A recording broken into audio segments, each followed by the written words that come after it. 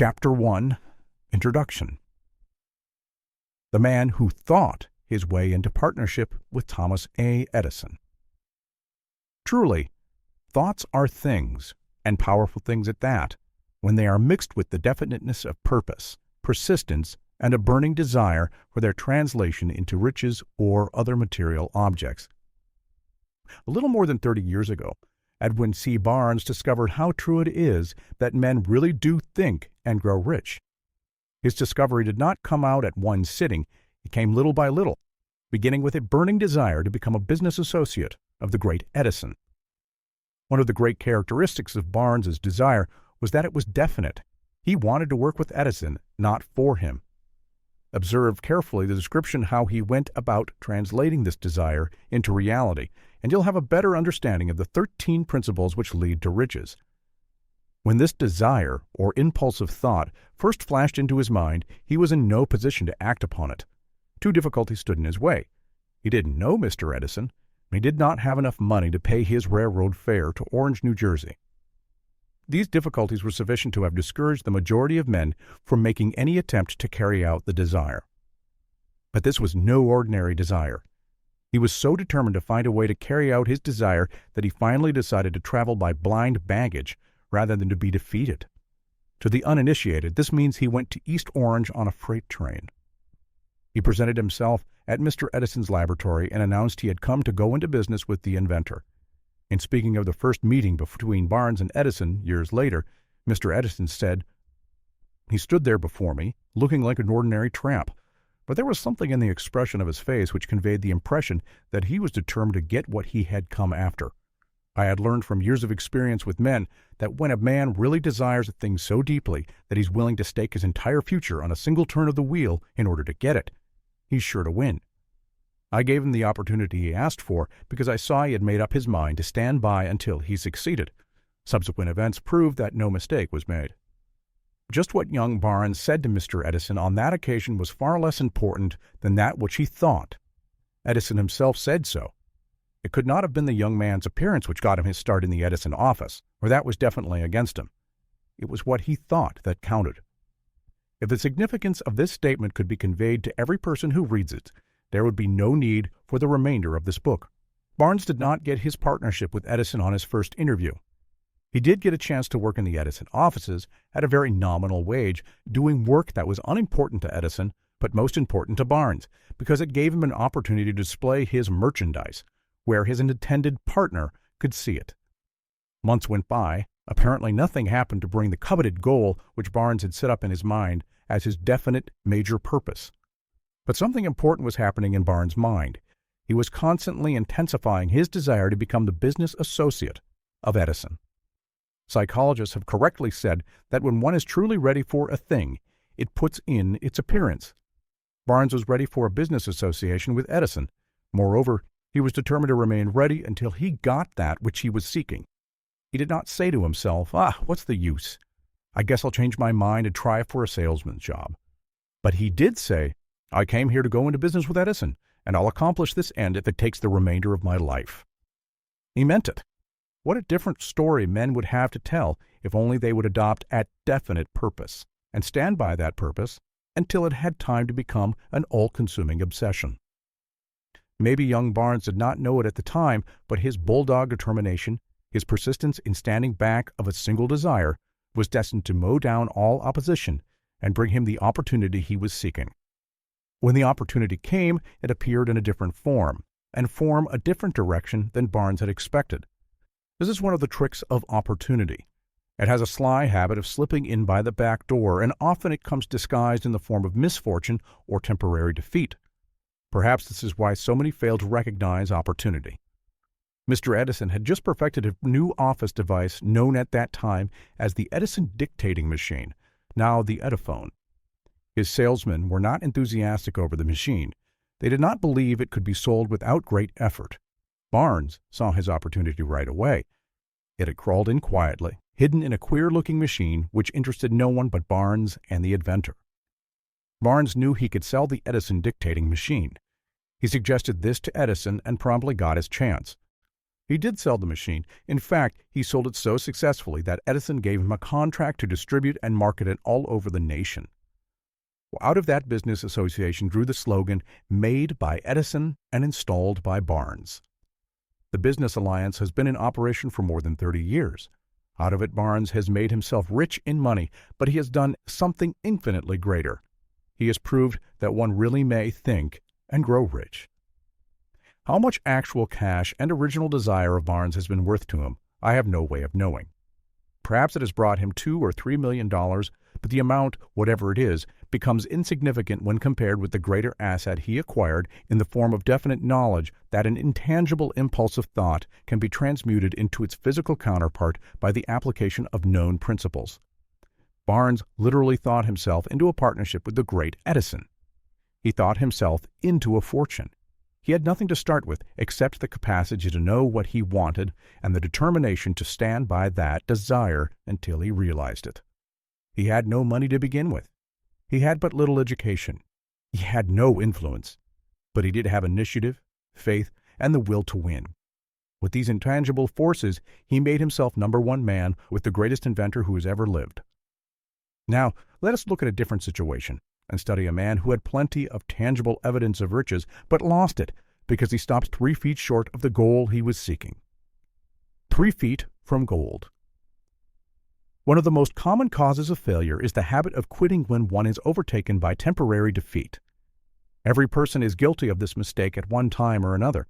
An uncle of R.U. Darby was caught by the gold fever in the gold rush days and went west to dig and grow rich.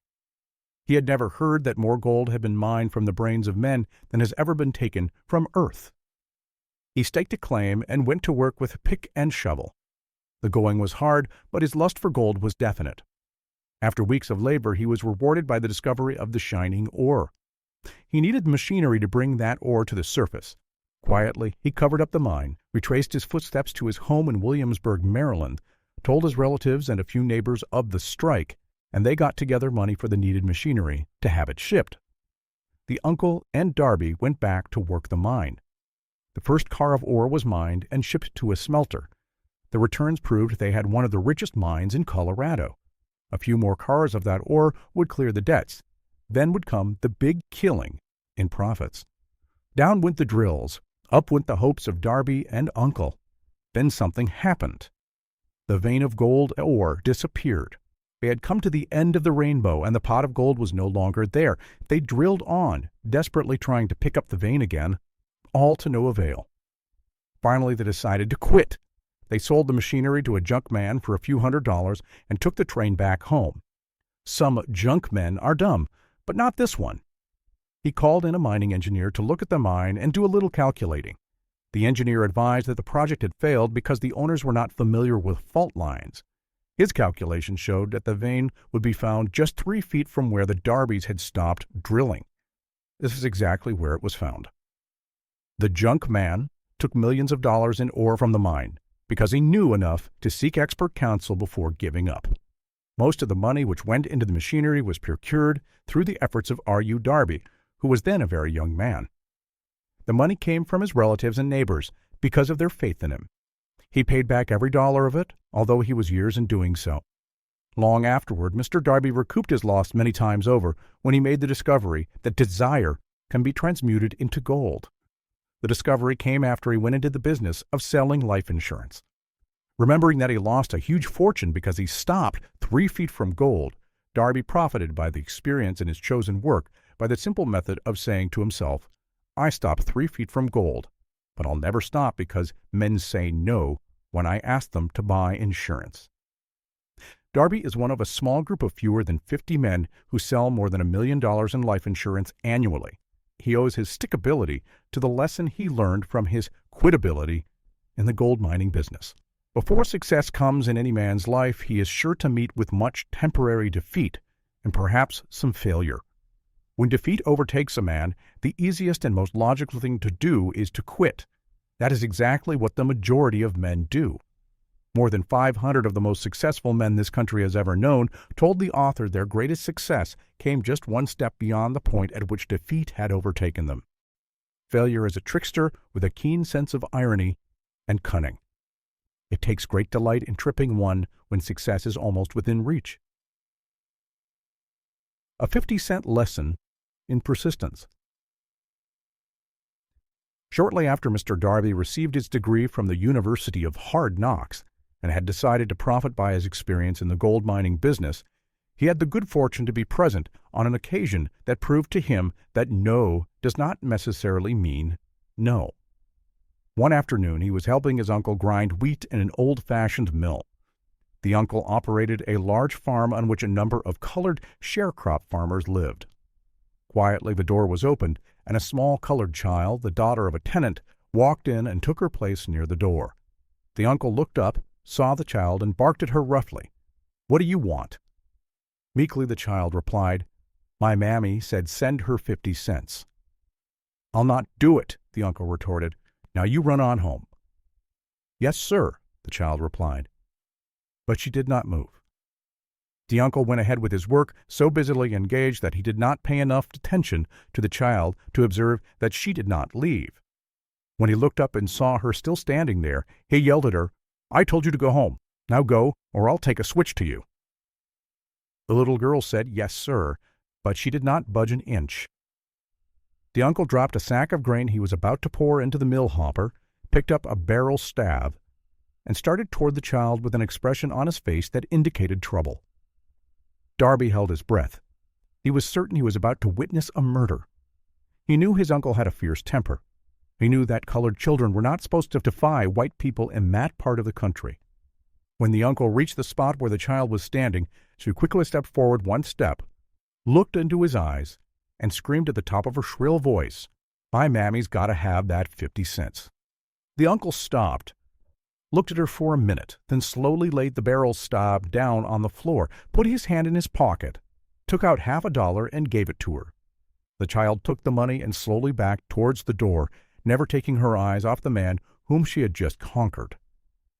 After she had gone, the uncle sat down on a box and looked out the window into space for more than 10 minutes. He was pondering with awe over the whipping he had just taken. Mr. Darby, too, was doing some thinking. That was the first time in his experience that he had seen a colored child deliberately master an adult white person. How did she do it? What happened to his uncle that caused him to lose his fierceness and become as docile as a lamb? What strange power did this child use that made her master over her superior? These and other similar questions flashed into Darby's mind, but he did not find the answer until years later when he told me the story. Strangely, the story of this unusual experience was told to the author in the old mill on the very spot where the uncle took his whipping. Strangely, too, I had devoted nearly a quarter of a century to the study of the power which enabled an ignorant, illiterate colored child to conquer an intelligent man. As we stood there in that musty old mill, Mr. Darby repeated the story of the unusual conquest and finished by asking, "What can you make of it? What strange power did that child use that so completely whipped my uncle?" The answer to this question will be found in the principles described in this book. The answer is full and complete. It contains details and instructions sufficient to enable anyone to understand and apply the same force which the little girl accidentally stumbled upon. Keep your mind alert, and you'll observe exactly what strange power came to the rescue of the child. You will catch a glimpse of this power in the next chapter. Somewhere in the book you'll find an idea that will quicken your receptive powers and place at your command, for your own benefit, the same irresistible power. The awareness of this power may come to you in the first chapter, or it may flash into your mind in some subsequent chapter. It may come in the form of a single idea, or it may come in the nature of a plan or a purpose. Again, it may cause you to go back into your past experience of failure or defeat and bring to the surface the same lesson by which you can regain all that you lost through defeat. After I had described to Mr. Darby the power unwittingly used by the colored girl, he quickly retraced his 30 years of experience as a life insurance salesman, and frankly acknowledged that his success in that field was due in no small degree to the lesson he had learned from the child. Mr. Darby pointed out, "Every time a prospect tried to bow me out, without buying, I saw that child standing there in the old mill, her big eyes glaring in defiance, and I said to myself, I've got to make this sale. The better portion of all sales I have made were made after people had said no. He recalled, too, his mistake in having stopped only 3 feet from gold. But, he said, that experience was a blessing in disguise. It taught me to keep on keeping on, no matter how hard the going may be, a lesson I needed to learn before I could succeed in anything. This story of Mr. Darby and his uncle, the colored girl and the gold mine, doubtless will be read by hundreds of men who make their living by selling life insurance. And to all of these, the author wishes to offer the suggestion that Darby owes to these two experiences his ability to sell more than $1 million of life insurance every year. Life is strange and often imponderable. Both the successes and failures have their roots in simple experiences. Mr. Darby's experiences were commonplace and simple enough, yet they held the answer to his destiny in life. Therefore, they were as important to him as life itself. He profited by these two dramatic experiences because he analyzed them and found the lesson they taught. But what of the man who has neither the time nor the inclination to study failure in search of knowledge that may lead to success? Where and how is he to learn the art of converting defeat into stepping stones to opportunity? In answer to these questions, this book was written. The answer called for a description of 13 principles, but remember as you read, the answer you may be seeking to the questions which have caused you to ponder over the strangeness of life may be found in your own mind through some idea, plan, or purpose which may spring into your mind as you read. One sound idea is all one needs to achieve success. The principles described in this book contain the best and the most practical of all that is known concerning ways and means of creating useful ideas. Before we may go any further in our approach to the description of these principles, we believe you are entitled to receive this important suggestion. When riches begin to come, they come so quickly in such great abundance that one wonders where they have been hiding during all those lean years. This is an astounding statement, and all the more so when we take into consideration the popular belief that riches come only to those who work hard and long. When you begin to think and grow rich, you will observe that riches begin with a state of mind, with definiteness of purpose, with little or no hard work. You and every other person ought to be interested in knowing how to acquire that state of mind which will attract riches. I spent 25 years in research analyzing more than 25,000 people because I too wanted to know how wealthy men became that way. Without that research, this book could not have been written. Here take notice of a very significant truth, viz. The business depression started in 1929 and continued on to an all-time record of destruction until sometime after President Roosevelt entered office. Then the depression began to fade into nothingness. Just as an electrician in a theater raises the light so gradually that darkness is transmuted into light before you realize it, so did the spell of fear in the minds of the people gradually fade away and become faith. Observe very closely as soon as you master the principles of this philosophy and begin to follow the instructions for applying those principles. Your financial status will begin to improve, and everything you touch will begin to transmute itself into an asset for your benefit. Impossible? Not at all. One of the main weaknesses of mankind is the average man's familiarity with the word impossible. He knows all the rules which will not work. He knows all the things which cannot be done. This book was written for those who seek the rules which have made others successful and are willing to stake everything on those rules. A great many years ago, I purchased a fine dictionary. The first thing I did with it was to turn the word impossible and neatly clip it out of the book. That would not be an unwise thing for you to do. Success comes to those who become success conscious. Failure comes to those who indifferently allow themselves to become failure conscious. The object of this book is to help all who seek it to learn the art of changing their minds from failure consciousness to success consciousness. Another weakness found in altogether too many people is the habit of measuring everything and everyone by their own impressions and beliefs.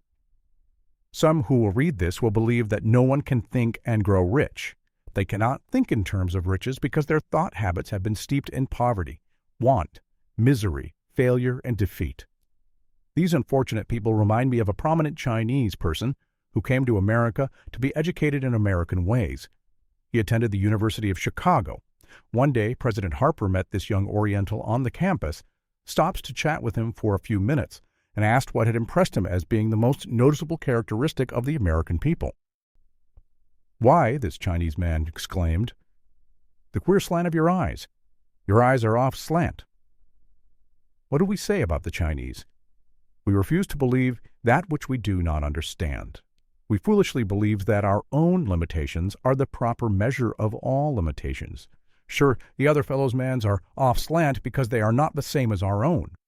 Millions of people look at the achievements of Henry Ford after he had arrived and envy him because of his good fortune, or luck, or genius, or whatever it is they credit for Ford's fortune.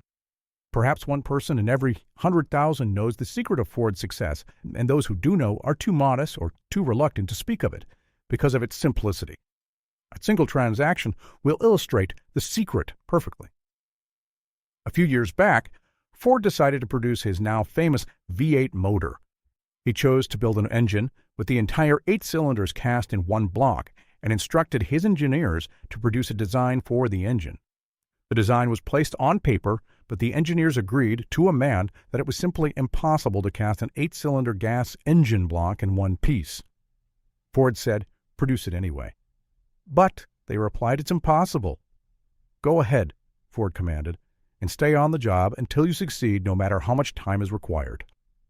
The engineers went ahead. There was nothing else for them to do, if they were to remain on Ford's staff, that is. 6 months went by, nothing happened.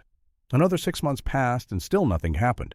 The engineers tried every conceivable plan to carry out the orders, but the thing seemed out of the question. Impossible. At the end of the year, Ford checked with his engineers, and again they informed him that they had found no way to carry out his orders. "Go right ahead," said Ford. "I want it, and I'll have it." They went ahead, and then, as if by a stroke of magic, the secret was discovered. The Ford determination had won once more. This story may not be described with minute accuracy, but the sum and substance of it is correct. You who wish to think and grow rich, the secret of the Ford millions, if you can. You will not have to look very far. Henry Ford is a success because he understands and applies the principles of success. One of these is desire, knowing what one wants. Remember this Ford story as you read and pick out the lines in which the secret of this stupendous achievement have been described. If you can do this, if you can lay your finger on the particular group of principles which made Ford rich, you could equal his achievements in almost any calling for which you're suited. You are the master of your fate, the captain of your soul, because when Henry wrote the prophetic lines, "I am the master of my fate, I am the captain of my soul," he should have informed us that we are the masters of our fate, the captains of our souls, because we have the power to control our thoughts. He should have told us that the ether in which these little earths float, in which we move and have our being, is a form of energy moving at an inconceivably high rate of vibration, and that the ether is filled with a form of universal power which adapts itself to the nature of the thoughts we hold in our minds, and influences us in natural ways to transmute our thoughts into their physical equivalent. If the poet had told us of this great truth, we would know why it is that we are the masters of our fate, the captains of our souls.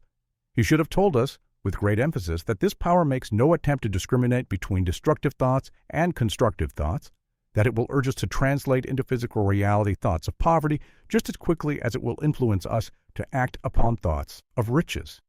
He should have told us, too, that our brains become magnetized with the dominating thoughts which we hold in our minds, and by means with which no man is familiar, these magnets attract to us the forces, the people, the circumstances of life which harmonize with the nature of our dominating thoughts. He should have told us that before we can accumulate riches in great abundance, we must magnetize our minds with intense desire for riches, that we must become money-conscious until the desire for money drives us to create definite plans for acquiring it. But, being a poet and not a philosopher, Henley contented himself by stating a great truth in poetic form, leaving those who followed him to interpret the philosophical meaning of his lines. Little by little, the truth has unfolded itself until it now appears certain that the principles described in this book hold the secret of mastery over our economic fate. We are now ready to examine the first of these principles. Maintain a spirit of open-mindedness, and remember as you read, they are the invention of no one man. The principles were gathered from the life experiences of more than 500 men who were actually accumulating riches in huge amounts. Men who began in poverty and with but little education or influence. The principles worked for these men. You can put them to work for your own enduring benefit. You'll find it easy, not hard to do. Before you read the next chapter, I want you to know that it conveys factual information which might easily change your entire financial destiny, as it has so definitely brought changes of stupendous proportions to two people described. I want you to know also that the relationship between these men and myself is such that I could have taken no liberties with the facts, even if I had wished to do so. One of them has been my closest personal friend for almost 25 years, and the other is my own son. The unusual success of these two men, success which they generously accredit to the principle described in the next chapter, more than justifies this personal reference as a mean of emphasizing the far-flung power of this principle. Almost 15 years ago, I delivered the commencement address at Salem College in Salem, West Virginia. I emphasized the principle described in the next chapter with so much intensity that one of the members of the graduating class definitely appropriated it and made it a part of his own philosophy. The young man is now a member of Congress and an important factor in the present administration. Just before this book went to the publisher, he wrote me a letter in which he so clearly stated his opinion of the principle outlined in the next chapter that I have chosen to publish this letter as an introduction to that chapter. It gives you an idea of the rewards to come. My dear Napoleon, my service as a member of Congress having given me an insight into the problems of men and women, I am writing to offer a suggestion which may become helpful to thousands of worthy people. With apologies, I must state that the suggestion, if acted upon, will mean several years of labor and responsibility for you, but I am enheartened to make this suggestion because I know your great love for rendering useful service. In 1922, you delivered the commencement address at Salem College when I was a member of the graduating class. In that address, you planted in my mind an idea which has become responsible for the opportunity I now have to serve the people of my state, and will be responsible in a very large measure for whatever success I may have in the future.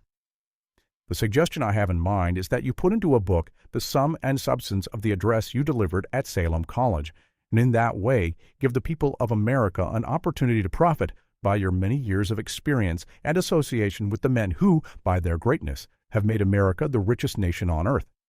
I recall, as though it were yesterday, the marvelous description you gave of the method by which Henry Ford, with but little schooling, without a dollar, with no influential friends, rose to great heights.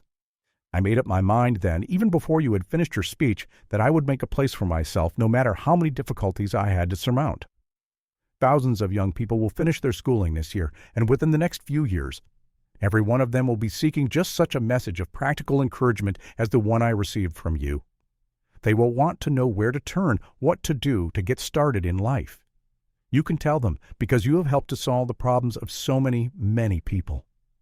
If there is any possible way that you can afford to render so great a service, may I offer the suggestion that you include with every book one of your personal analysis charts, in order that the purchaser of the book may have the benefit of a complete self-inventory, indicating, as you indicated to me years ago, exactly what is standing in the way of success.